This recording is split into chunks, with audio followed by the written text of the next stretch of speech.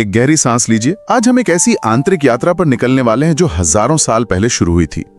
धर्मक्षेत्रे कुरुक्षेत्रे समवेता युयोत्सवा ममागहा पांडवश्चैव किमाकुर्वत संजया। ये सुनकर ही एक अजीब सी शांति और ठहराव महसूस होता है। सही कहा। तो शुरुआत करते हैं। अगर हम इसका सीधा सा अर्थ देखें ना, तो धृतराष्ट्र अपने सारथी संजय से बस इतना पूछ रहे हैं कि हे संजय, इस धर्म भूमि कुरुक्षेत्र में युद्ध की इच्छा से आए हुए मेरे और पांडु के बेटों ने क्या किया। और देखने में ये कितना आम सा सवाल लगता है, जैसे कोई मैदान का हाल जानना चाहता हो, एक लाइव अपडेट की तरह। हाँ बिल्कुल, एक लाइव कमेंट्री की तरह। वही तो। लेकिन असल में ना, इस एक श्लोक में पूरा का पूरा मनोविज्ञान छिपा है। ये सिर्फ रिपोर्टिंग नहीं है, ये एक पिता का, एक राजा का डर है, एक ऐसी इनसिक्योरिटी है जो उनके बढ़ते हुए मन को दिखाती है। वेद व्यास जी ने बहुत ही चतुराई से ना इस कथा की शुरुआत ठीक वहां से की है जहां से इंसान की गिरने की, उसके पतन की शुरुआत होती है। और यही बात इसको इतना अनूठा बनाती है। मतलब कोई भी कहानी हो, आमतौर पर वो किसी अच्छे शब्द से, किसी भगवान के नाम से या किसी हीरो के आने से शुरू होती है। पर यहाँ सबसे पहला शब्द ही देखिए, धृतराष्ट्र, एक अंधा इंसान। बिल्कुल। और ये अंधापन सिर्फ आंखों का नहीं था, ये दरअसल स्पिरिचुअल ब्लाइंडनेस थी, एक नैतिक अंधापन जिसे हम कह सकते हैं। नैतिक अंधापन, हाँ ये सही शब्द है। देखिए, जब इंसान किसी चीज से बहुत ज्यादा जुड़ जाता है ना, जिसे हम मोह कहते हैं, तो उसकी सच्चाई देखने की क्षमता ही खत्म हो जाती है। धृतराष्ट्र इस बात का सबसे बड़ा प्रतीक है कि सब कुछ सामने होते हुए भी जब अहंकार और स्वार्थ हावी हो जाता है तो इंसान सही और गलत का फर्क भूल जाता है। उन्हें अच्छे से पता था कि पांडव सही रास्ते पर हैं। विदुर जैसे लोग रोज उन्हें समझाते थे, फिर भी उन्होंने सब कुछ अनसुना कर दिया। हाँ, क्योंकि मोह की ऐसी पट्टी उनकी आंखों पे बंधी थी कि उनका दिमाग सिर्फ एक ही दिशा में सोचता था, सिर्फ अपने बेटों का फायदा।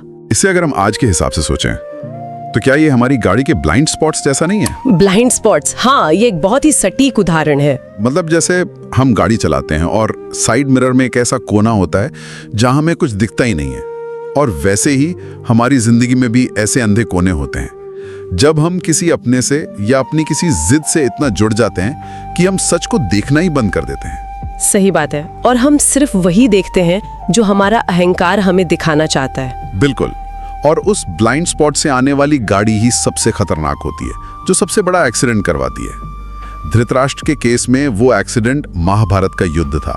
हाँ, और हमारी जिंदगी में भी हमारी सबसे बड़ी गलतियां वही होती हैं जहां हमारा मोह सबसे ज्यादा होता है। हम अक्सर अपने करीबियों की गलतियां छुपाते हैं, उनको बचाने के लिए तरह तरह के झूठे तर्क बनाते हैं, और यही अंधापन इंसान को बर्बादी की तरफ ले जाता है। और ये देखना कितना जरूरी है कि हम सबके अंदर कहीं ना कहीं एक धृतराष्ट्र जरूर बैठा है जो सच जानते हुए भी आंखें बंद कर लेना चाहता है।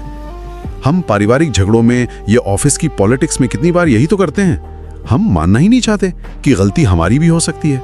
वही तो। और इस मानसिकता को और गहराई से समझने के लिए हमें उनके शब्दों पर ध्यान देना होगा।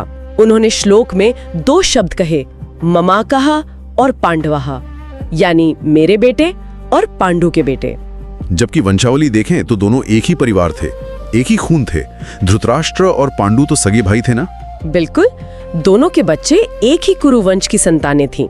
फिर ये मेरे और तुम्हारे की दीवार कहां से आ गई भाई? ये डिवीजन, ये बंटवारा सिर्फ शब्दों का नहीं है, ये धृतराष्ट्र के मन का गहरा बंटवारा है।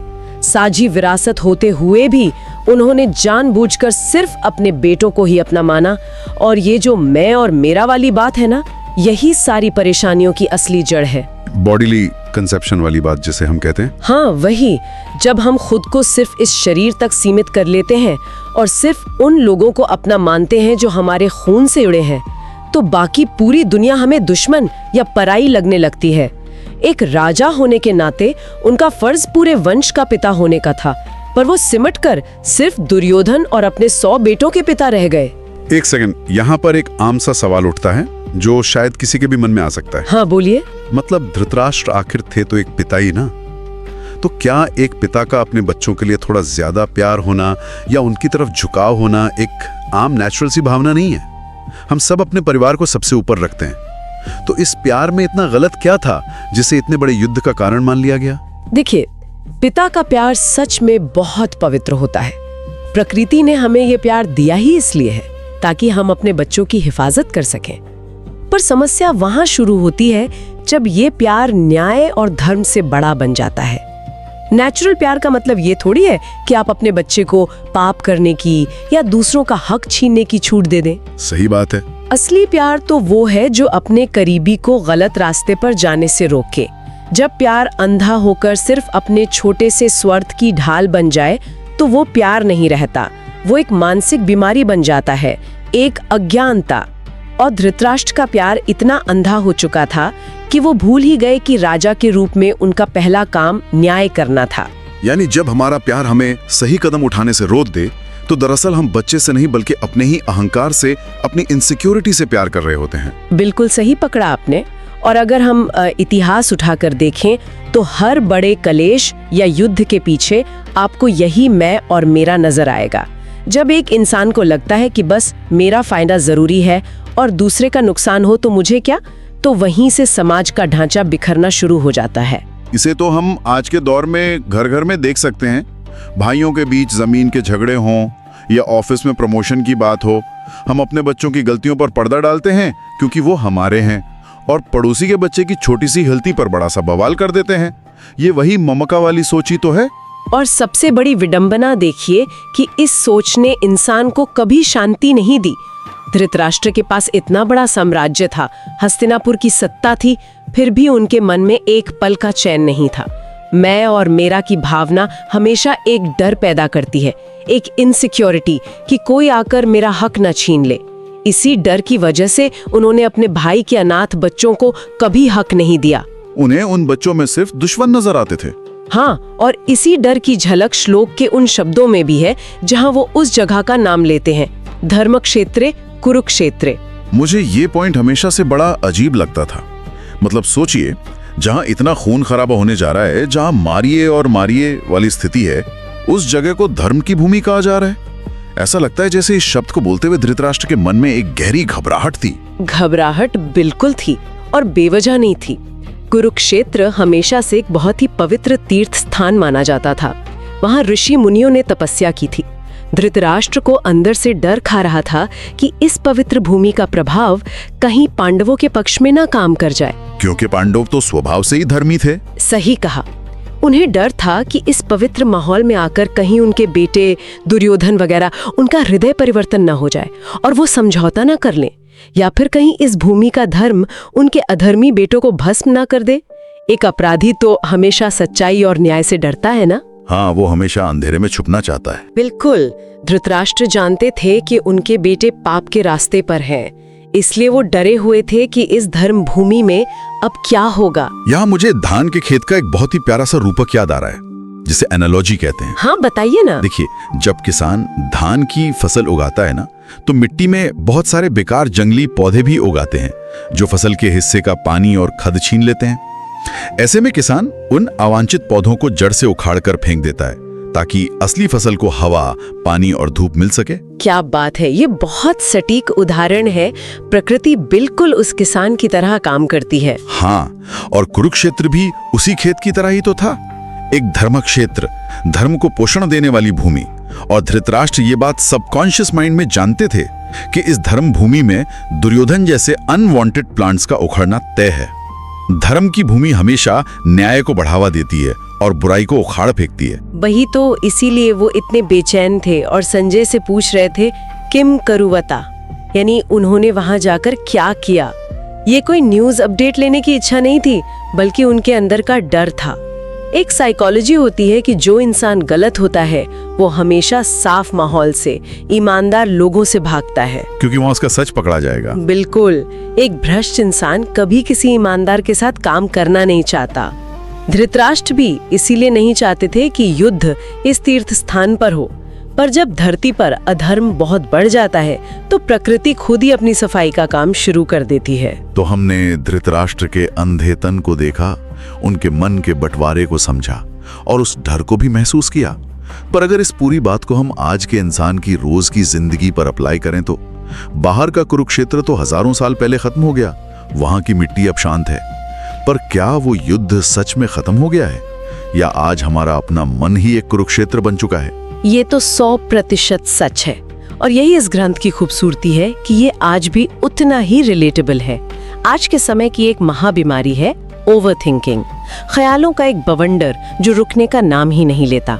हाँ, हम हर छोटी बात पर घंटों सोचते रहते हैं। वही ना, जब हमारी इच्छाएं, हमारी जिद पूरी नहीं होती और जब रियलिटी हमारे हिसाब से नहीं चलती, तो हमारा दिमाग एक बैटल ग्राउंड बन जाता है। हम बाहर तो शांत दिखते हैं, पर अंदर ही अंदर एक युद्ध लड़ रहे होते हैं जो हमें खोखला कर रहा होता है।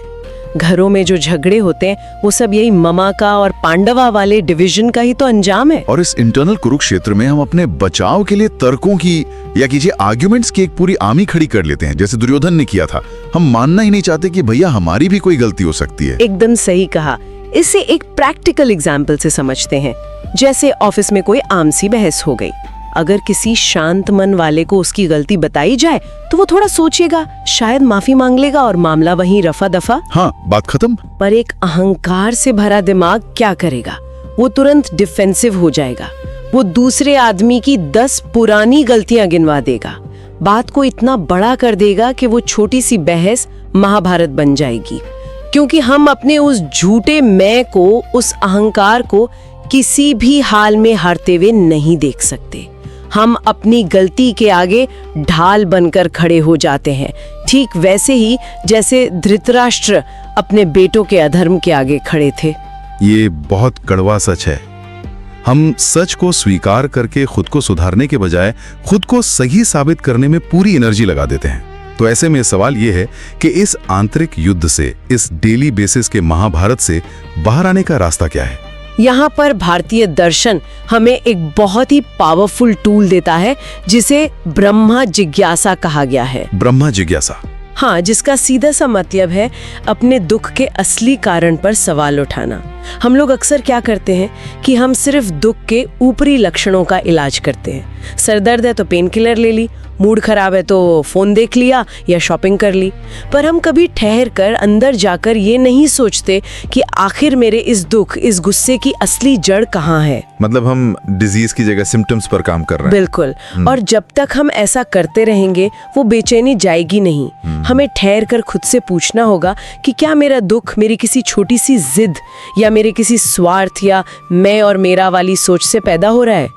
जब हम इस अहंकार को पहचान कर इसे उखाड़ने की कोशिश करेंगे, तभी इस इंटरनल कुरुक्षेत्र में शांति आएगी। ये पहला श्लोक असल में हमें न्योता देता है कि आओ अपने भीतर बैठे उस अंधे धृतराष्ट्र को पहचानो। हमारा अपना पक्षपात और अज्ञान है। जब तक हमारे मन की गद्दी पर वो अंधा अहंकार बैठा है जो सच पता होने के बाद भी आंखें भींचे बैठा है, तब तक हम बेचैन ही रहेंगे। सही बात है।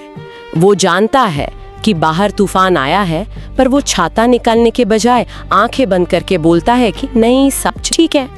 जब तक हम ऐसे रहेंगे तो युद्ध टल कैसे सकता है? हमें ममा का कि इस तंग सोच से बाहर निकलकर एक बड़ा और न्यायपूर्ण दृष्टिकोण अपनाना होगा। तभी हम सच में धर्म क्षेत्र में आ पाएंगे। आज की ये चर्चा वाकई बहुत गहरी थी। हमें समझ आया कि गीता का ये पहला श्लोक सिर्फ किसी रथ और सेना की रिपोर्टिंग भर नहीं है। ये एक जीवंत उदाहरण है कि कैसे अज्ञानता और मेरेपन का अहंकार इंसान को ऐसी खाई में ढकेल देता है जहां उसके पास रोने के अलावा और कोई रास्ता नहीं बचता। और यही तो इस किताब का मैजिक है। हजारों साल पहले लिखी बातें आज भी हमारे मन की उलझनों का एकदम सही आईना बनकर हमारे सामने आ जाती हैं। ये चर्चा हमें ठहरने पर और अपने अंदर झांकने पर मजबूर करती है। आज के इस विमर्श का हम यहीं पर एक खुले विचार के साथ समापन करना चाहेंगे। एक ऐसी बात जिसे हम सबको अकेले में ठहरकर सोचना चाहिए। जब हमारी रोज की जिंदगी में धर्म संकट आता है, जब एक तरफ फायदा होता है और दूसरी तरफ कड़वा सच और फैसला हमें लेना होता है, तो क्या उस समय हमारी चर्चा, हमारे फैसले उस ममाका वाली भावना से निकाले होते हैं, यानी बस मेरा फायदा चाहे ठीक हो या नहीं हो, या फिर हम हिम्मत करके सच और धर्म के साथ खड़े होते हैं? हम कहानियां पढ़ते हुए हमेशा अपने आप को पांडवों की जगह देखते हैं और खुश होते हैं, पर तसल्ली से सोचिए, कहीं ऐसा तो नहीं कि हमारे फैसले और नियत आज कौरवों जैसी बन चुकी है? इस गहरे और झकझोर देने वाले सवाल के साथ हम इस चर्चा को विराम देते हैं। शांत रहिए और इस आंतरिक यात्रा के सफर में थोड़ा अपने भीतर भी झांकते रहिए।